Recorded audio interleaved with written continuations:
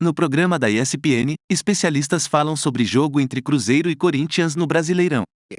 A Sul-Americana passou uma competição, nós saímos da Copa do Brasil, a Sul-Americana passou a ser uma competição de importância para nós, porque ela valoriza muito a ida para o Mundial, valoriza tudo.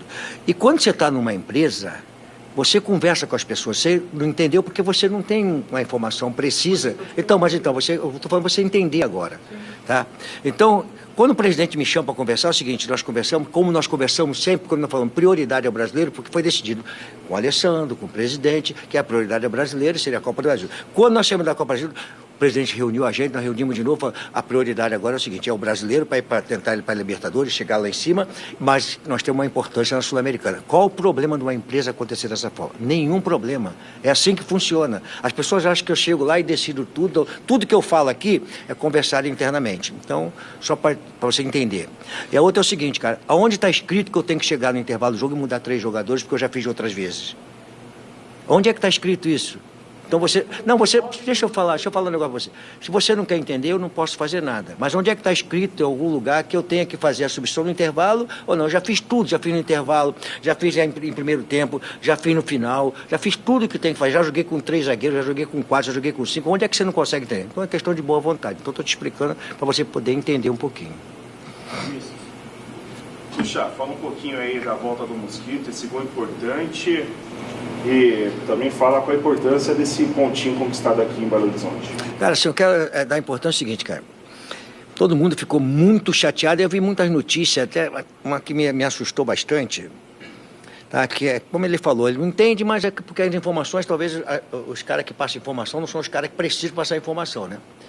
Cara, aí o cara solta alguma coisa. Vocês sabiam que eu treinei às 2h30 da tarde para 3 horas lá no CT?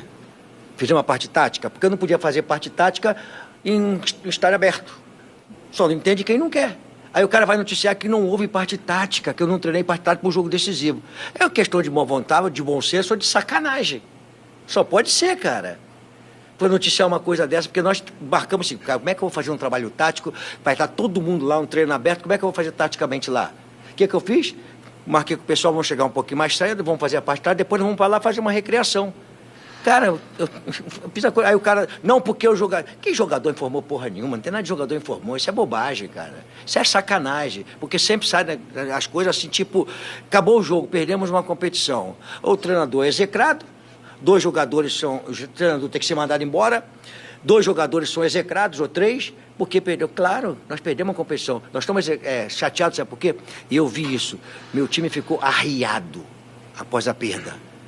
Lá embaixo, sabe por quê? Porque nós estávamos muito empenhados em fazer o Corinthians poder ganhar. Muito empenhados. Nós saímos numa situação muito adversa para uma situação de semifinal da Copa do Brasil. Então nós estávamos empenhados, perdemos. Aí você vai lá embaixo. Luxemburgo falou aí depois desse empate do Corinthians com sabor de vitória. Gol no finalzinho e algumas coisas para a gente destrinchar aqui.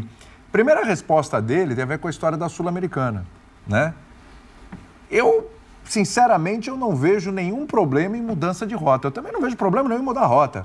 O ano passado, o Rogério Ceni começou o ano com um discurso no São Paulo de que, olha, o foco é o brasileiro, para a gente não passar o perrengue que a gente passou no ano anterior, flertar com zona de rebaixamento e tal. Só que a Sul-Americana e a Copa do Brasil se apresentaram de uma forma para o São Paulo que, ó, tem o Palmeiras. Aí o Rogério Ceni falou, pô, não posso levar o jogo do Palmeiras na brincadeira, temos que jogar. E passou pelo Palmeiras, foi a semifinalista da Copa do Brasil, São Paulo. Aí a coisa começou a parecer um pouco viável na Sul-Americana. E foi. E o São Paulo chegou à decisão. Então não vejo problema nenhum uma mudança de rota mediante a forma que as coisas vão se apresentando. Mas a gente só estava discutindo aqui que falta só a transparência. Falar, não, é isso aqui que a gente está brigando. Mas tem sido já um padrão das entrevistas pós-jogo do Luxemburgo, né? Na primeira, na segunda resposta, ele sobe o tom, já começa a direcionar para o lado que ele quer levar. Ele não é novo nisso aí também, e a gente sabe que a estratégia de comunicação é essa. Antes mesmo da coletiva, a gente já falava como tem sido esse discurso, né? E, de fato, não tem nenhum problema.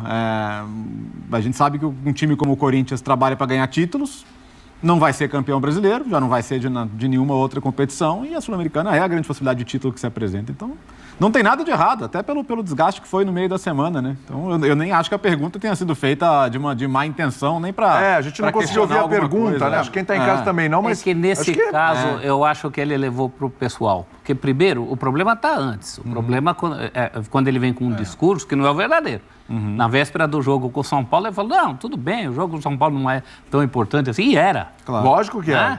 Pelo amor de Deus, você falar que um clássico contra... Até no jogo de... final. Não é? Então. Até num jogo de botão, o jogo contra o São Paulo, ele é extremamente relevante. Então, acho que o que ele se indigna é com isso. Que ele fala assim, o que tem mudar de opinião? Sinal que já mudou. Não é verdade? Quem faz é sinal que já está assumindo que mudou. Porque a história, acho que o que incomoda é que é o seguinte, ele é muito cobrado, porque lá atrás, no jogo contra o Liverpool, ainda pela Libertadores...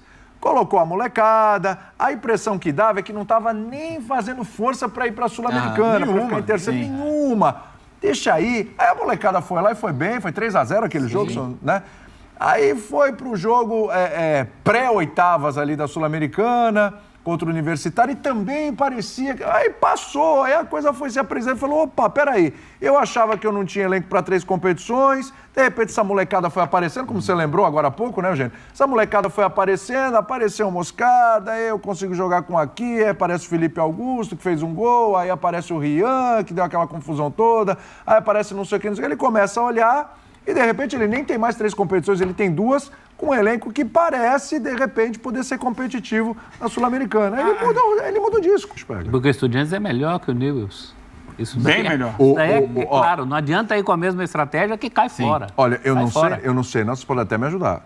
Contando os adversários que o Corinthians teve, inclusive na fase de grupos da Libertadores, Argentino Júnior, Del Valle, Liverpool, Universitário e Newell's. Não por acaso todos mortos, né? Todos mortos. Sim. Morreu todo mundo que estava no grupo do Corinthians na Libertadores. O Estudiantes está num patamar aí, olha, é que o Del Valle tropeçou e tal, eu não sei não se é o mais difícil ou se está ali. Talvez seja o mais difícil, considerando todos que o Corinthians enfrentou até agora. Acho que ninguém espera mais isso do Luxemburgo de hoje, né? Acho que o Luxemburgo ele é o técnico escudo. É um técnico que você procura justamente porque imagina que ele vai matar no peito algumas situações, né? A gente falou agora há pouco do Pepa e de como, às vezes, o resultado não vinha, apesar do desempenho. A sequência que o Corinthians teve de jogos sem perder, muitos desses jogos você não entendia por que não perdeu. Mas tudo bem, vamos lá, não perdeu. Estamos numa boa sequência, no final das contas é o resultado que dita a avaliação. E assim, no final das contas, ele tá lá para tentar gerir a saída de um, buscar um outro, dar confiança. Tava vendo aqui agora há pouco, né, dados da Opta, o Corinthians usou 6 jogadores sub-20 hoje.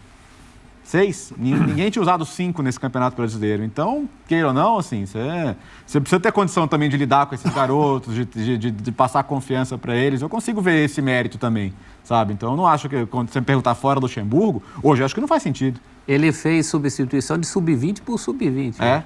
E é um técnico, você pode falar o que quiser dele, mas ele joga o jogo. O jogo tá ruim, ele vai lá e mexe. Às vezes, surpreendendo, isso é uma das qualidades que ficaram do Vanderlei. Né?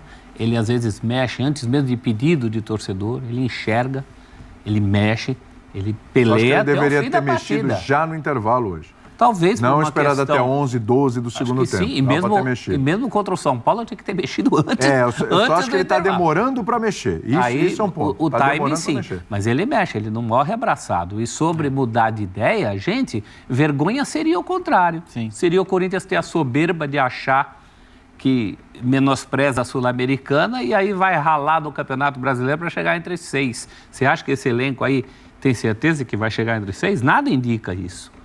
A Sul-Americana é um caminho para o ano que vem, como lembrou o Léo. Não é um caminho fácil. Eu também não vejo o Corinthians como favorito, mas eu também não vejo ele como tão pior do que todos os outros. O melhor dos times vivos na Sul-Americana é o Botafogo, pelo que vem apresentando na competição nacional. Sim. Num mata-mata, o Corinthians pode ter esperanças de tirar o Botafogo. Num mata-mata, em que as coisas se equivalem, se igualam, eu ainda acho o caminho que não está no lado dele da chave. Eu ia falar isso. Não, mas numa aí é um jogo só ainda. Numa final, numa decisão. O caminho do Corinthians é o Estudiantes se passar América ou Fortaleza. Sim. Né?